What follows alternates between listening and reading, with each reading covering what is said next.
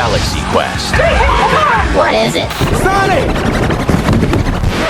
When are you leaving? An all-new That 70s show at H&R Sport show, only on YouTube. How's it going, everybody? Welcome back to the channel for another GTI Wednesday. This is going to be a review video today, something I haven't really done in a little bit at least, and it's going to be kind of a product review for one of the modifications that I recently put on the car, which are the H&R Sport lowering springs. If you haven't seen that video, be sure you go up into the right hand corner, click that video, go check it out, watch that, so you can get an overview of how we installed it and see how hard it was, essentially. I got another GoPro suction mount, which is this camera right here. I'm hoping it's not too wobbly because it is one of those off-brand piece of garbage ones. So hopefully it's not too bad. And then I've also got this one shooting the front of the road because I thought it might look cool and might offer a little bit more of a dynamic looking videos. There's also GoPros outside the car. So GoPros everywhere. For those that are new to this channel, this is my 2017 Mk7 GTI. It is the Autobahn trim with the performance pack, the driver's assist lighting package, and it basically comes with things like cruise control assist and Golf R brakes and a front diff. Pretty cool stuff. It's really fun, and I've definitely enjoyed it as a daily driver so far. I've got quite a few videos of the car already on the channel, so if you haven't seen any of those, be sure you go up into the corner and check out the playlist for the GTI videos. I've got things like lighting modifications, some little engine stuff, and wheel spacers most recently, so a little bit of everything, and we're going to be including new things here and there as we go along through the life of the car. Getting you up to speed currently on the suspension setup for the car. Right now it is stock, otherwise besides the H&R Sport lowering springs and also some wheel spacers from Garage Line. They are 15mm front and 20mm rear, and I love that it gives basically a new presence to the way that the car looks with its wheels and everything.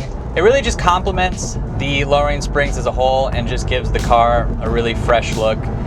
Even though it's on stock wheels, it just makes it look nicer. So I'm trying to be as honest as possible with this review, and it's, you know, it's fair. I really like the springs, but there's some things that I don't like as well. And I'm gonna give it as honest a review as I possibly can.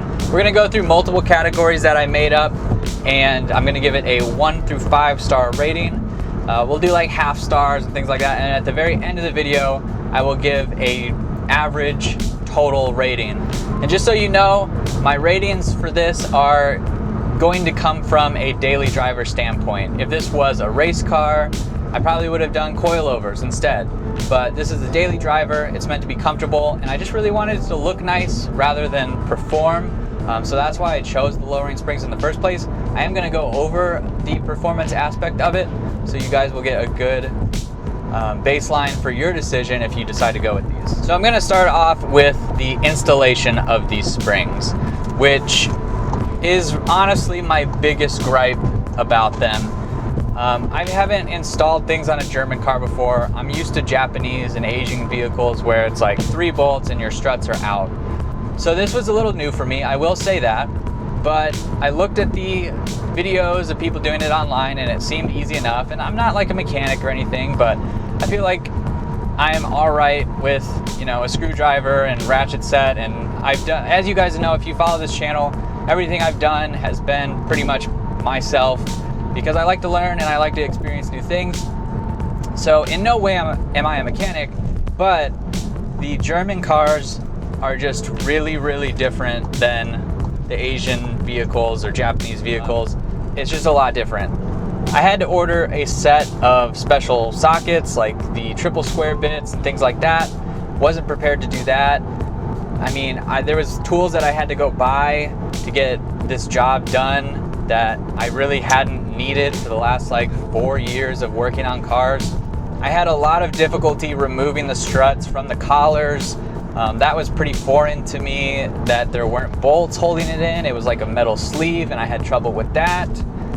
It was crazy to me that you had to remove the drive axles to get the springs off, essentially. It was a big job for seemingly a small modification. If you were down there doing coilovers, I probably would give it a little bit different of a rating, but because I was just doing the springs, it's getting a lower rating.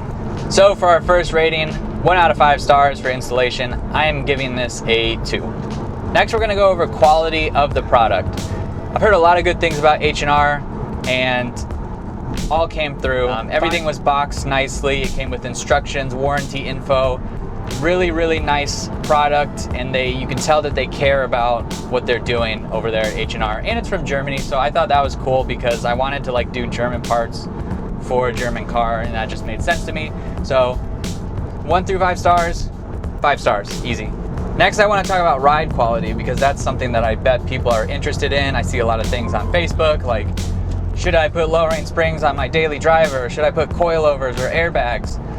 I wanted to do springs because I've done springs on every single one of my cars before I did coilovers. So I was like, all right, well, I'm just gonna stick with springs. And that's what I decided to do with this car. There's gonna be 2 different ratings here because this car has adjustable dampening on the suspension, and I want to give you 2 perspectives for the daily driving person who might own this car. There's gonna be 2 different perspectives here. So right now, we're gonna first go over sport mode. So sport mode is the hardest setting dampening on your suspension setup. It's the roughest ride, but it's also better for cornering and things like that. Now, I normally drive in sport mode because I like it, and my cars have always had coilovers, and I kind of like the little bit bumpier ride. It makes me feel like I'm a little bit more planted on the road, and it makes the driving experience just a little bit better for me. Now, granted, when I want to be comfortable, I'll go into comfort mode, but for sport mode, the H&R springs are, you know, pretty hard. It's a pretty hard spring in sport mode, and I've expected that. I knew that going in, so it's not a big deal to me. But for anyone else who's probably not experienced coilovers or springs before, this is going to be a 3 out of 5 stars. And now what we'll do is if I just go right here into comfort mode, you can pretty much instantly feel everything gets a little bit softer and it's comfy. I mean, it's not the same as it was when I got the car, but it's a lot comfier. Everything's a little softer. You get a little bit more bounce, and it's definitely like if you were driving to work on a Monday morning, put it into comfort mode and you will just enjoy your ride there. You'll not feel like you're floating, but definitely feels more like an economy ride. With 5 being 100% stock feeling, comfort mode with the H&R springs gets a 4 out of 5 stars. So we'll take the average of those 2, 3.5 stars for the ride quality. So now we'll talk a little bit about performance. And to be totally honest, I didn't want to add this in to this video, but I felt like it had to at least be a little bit necessary for some people, because at the end of the day, while this is my daily driver, I do want to eventually take it out, maybe to do an autocross or take it to some back roads just to have a little fun, because it is a performance spec model of, you know, an economy car. I mean, it's a Golf, but this is the Golf GTI. You know, this comes with the driver's package and all that stuff. So we have to talk a little bit about performance just so people know what they're getting when they buy these springs. As I said a minute ago, you can definitely feel the harshness of the ride if you put it into sport mode. And when you put it into sport mode though, thinking performance-wise, you definitely feel the road a lot more, and it makes you feel a lot more confident going into turns, and you definitely get a more flat centered ride when you go through corners, because this is a big-ish car. I mean, it's a hatchback, it's a little heavy, and it's got some body roll on the stock suspension. But with the springs, you definitely get a more level ride through the corners, and you definitely feel more flat, you feel more planted. Performance-wise, this is fine. I mean, I feel confident with it. It's definitely not coilovers, but if you're looking for a budget option to take it to autocross or anything like that, I'd give this a 4 out of 5 stars for that. And finally, we are going to end it with a visual rating. This category was the most important to me because this car is the daily, and I just wanted it to look as nice as possible. I wanted it to look cool. I wanted it to have a little street presence. So the springs were my main like visual impact category, I guess you could call it. H&R says that these springs drop 1.3 inches, and in a previous video I said this car is just begging for like a 2-inch drop. So So we're getting just about there as far as ride height goes, and it has basically dropped 1.3 inches, pretty much dead on.